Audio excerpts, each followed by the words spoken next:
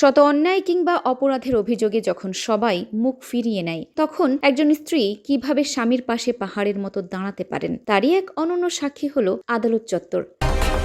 হাতকড়া পরা স্বামীকে প্রিজন ভ্যানে তোলার মুহূর্তে কান্না ভেজা চোখে স্ত্রী বলে উঠলেন, ছেড়ে যাব না, আমি আছি তোমার পাশে। ঘটনার দিন আদালতে শুনানির পর পুলিশ যখন একটি সুনির্দিষ্ট মামলায় গ্রেফতারকৃত স্বামীকে প্রিজন ভ্যানে করে কারাগারে নিয়ে যাওয়ার জন্য বের করে, তখনই তৈরি হয় এই অভূতপূর্ব পরিস্থিতি। উপস্থিত সবাইকে অবাক করে স্বামীর হাত শক্ত করে ধরে কান্নায় ভেঙে পড়েন তার স্ত্রী।